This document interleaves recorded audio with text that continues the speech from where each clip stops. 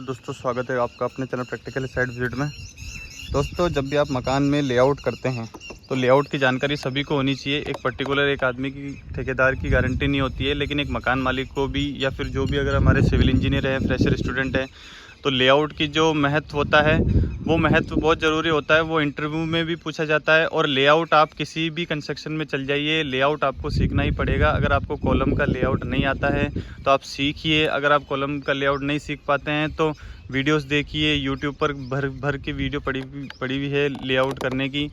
Layout एकमात्र ऐसी चीज़ होती है जिससे एक इंजीनियर की पहचान होती है। अगर लेआउट नहीं आता है तो उस इंजीनियर की जो पहचान होती है उसमें से थोड़ा सा क्वेश्चन मार्क लगता है दोस्तों।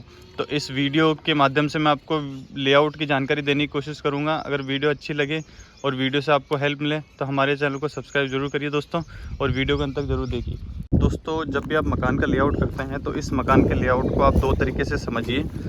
पहला जो लेआउट होता है वो नीचे का लेआउट होता है, जिस लेआउट में सेंटर लाइन से सेंटर लाइन को हमें लेके चलना पड़ता है। मतलब अगर हम इस जगह पे हमारे कॉलम खड़े नहीं होते हैं, उस जगह में स्टार्टर बनाना पड़ता है। तो कॉलम की सेंटर लाइन से कॉलम की सेंटर लाइन का नाप लेना पड़ता है कि अगर जो भी मीटर आता है, 3 मीटर आता है, 4 मीटर आता है, तो कॉलम के सेंटर पर उस जगह पे बनाना पड़ता है।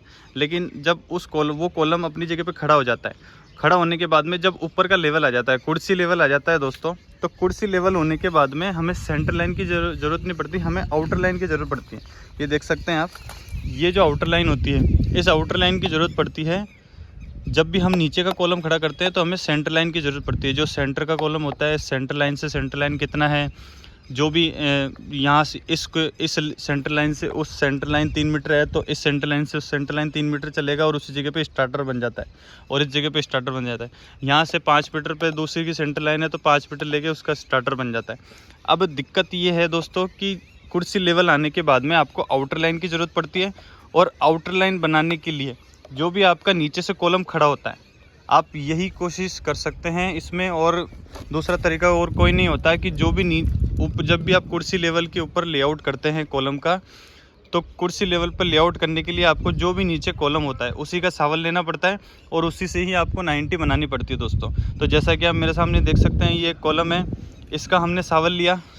ऐसे ही उस तरीके से जो लास्ट वाला कॉलम है, अभी हमें ये पूरी लाइन झाड़नी पड़ेगी। ये देख सकते हैं, हमें अगर सीधी लाइन लेनी है तो हमें पहले इस कॉलम को और एक लास्ट वाले कॉलम को, जैसा कि आपको पता होगा कि 90 बनाने के लिए सिर्फ 2 लाइनों की ज़रूरत होती है। एक तो सबसे बड़ी लाइन इस लाइन की ज़रूरत पड़ती है, और एक इस लाइन की ज़रूरत पड़ती है। तो आप ये कॉलम और सबसे लास्ट वाला कॉलम उधर का, और ये कॉलम और सबसे लास्ट वाला कॉलम उधर का, तो ये कॉलम इधर से लेंगे। अगर इस जगह से सावल करेंगे इसका तो ये लाइन आ जाती है। ऐसे ही उधर से उसका सावल करेंगे तो वो लाइन आ जाएगी। तो आप इस पूरी लाइन को झाड़ दीजिए।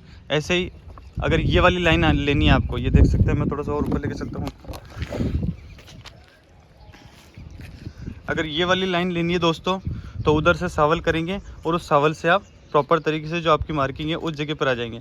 इसी तरीके से ये जो हिस्सा होता है, ये देख सकते हैं आप, इस जगह से सावल करेंगे इसका। और ये अगर 1.5 फुट का कॉलम है तो 1.5 फुट पर इस जगह पे इसका निशान बढ़ जाता है दोस्तों। तो अब इसके बाद में सावल लेने के बाद में पॉइंट मार्क कर लीजिए। ये जिस तरीके से ये पॉइंट मार्क किया हुआ, देखो ये पॉइंट मार्क हो गया, एक पॉइंट मार्क वो हो गया। अब इस पूरी लाइन को झाड़ दीजिए।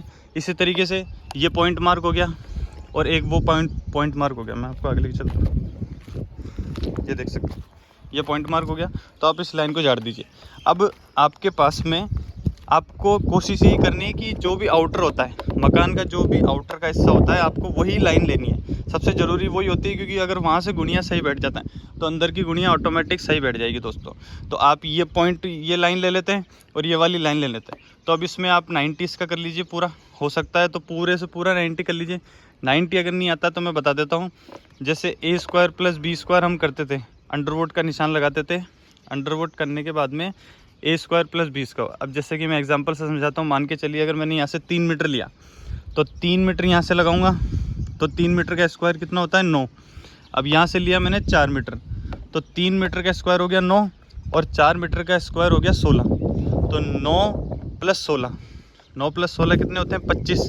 तो 25 का अगर अंडरवुड निकालूँ तो होता है 5 मीटर। तो आपको सॉरी, आपको 5 मीटर जो है वो क्रॉस में देखना पड़ेगा। इसी तरीके से 90 चेक होती है। यहाँ से लगाए 3 मीटर, तो 3 मीटर का स्क्वायर हो गया 9, यहाँ से लगाए 4 मीटर, तो 4 मीटर का हो गया 16, तो 9 + 16 होते 25, 25 का अगर अंडरवुड करता हूँ मैं तो 5 मीटर, तो 5 मीटर आपको क्रॉस में देखना है। आप ये एक फॉर्मूला भी होता है, आप जितना मर्जी लेके जा सकते हो। मान के चलिए अगर 10 मीटर भी लेके जाते हो तो 10 मीटर का स्क्वायर होता है 100, और यहाँ से अगर छोटा है तो छोटा कर लीजिए जितना भी आता है। अगर 3 मीटर आता है तो 3 मीटर का स्क्वायर कर लीजिए 9, तो 9 + 100 119। अब 119 का आप अंडरवुड करोगे तो जो भी आएगा वो आपको 90 में चेक कर लेना है। ये तो होती है दोस्तों मेन लाइन के बाद जो कि 90 की लाइन होती है। अब 90 की लाइन होने के बाद में अब आपको दूसरी चीज़ क्या करनी है कि आपको कॉलम के आउटर से कॉलम का आउटर देखना पड़ेगा।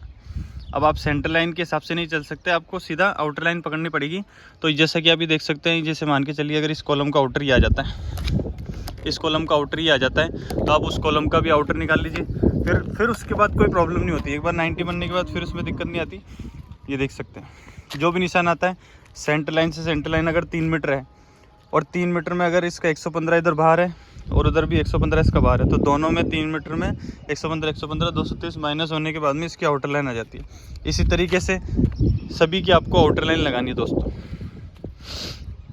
सेंटर लाइन से सेंटर लाइन, फिर सीधा आउटर लाइन उसमें से माइनस हो जाती है। तो आउटर 115 जो भी होता है, 115 होता है या 230 होता है, वो जो भी होता है वो उसका माइनस हो जाता है। अगर आप कमेंट बॉक्स में कमेंट करके इस चीज़ की भी अगर पूरी जानकारी चाहते हैं तो थोड़ी सी लंबी वीडियो होगी, लेकिन लेआउट की जो पूरी जानकारी होती है वो पूरी वीडियो में के माध्यम से मैं आपको ज़रूर समझाने की कोशिश करूँगा दोस्तों। तो इसी तरीके से आपको मकान का लेआउट होता है, और इस चीज़ का विशेष रूप से ध्यान रखें, लेआउट अच्छी तरीके से होना चाहिए। प्रॉपर तरीके से लेआउट सीख जाओगे तो आगे जाके बहुत काम आता है दोस्तों। ठीक है दोस्तों, तो मिलते हैं नेक्स्ट वीडियो के अंदर। आई होप वीडियो आपको अच्छी लगी होगी। अगर वीडियो अच्छी लगे और वीडियो से आपके मकान में आपको हेल्प मिले तो हमारे चैनल को सब्सक्राइब जरूर करिए और वीडिए को शेयर जरूर करिए दोस्तों। तब तक के लिए जय हिंद, वंदे मातरम, भारत माता की जय।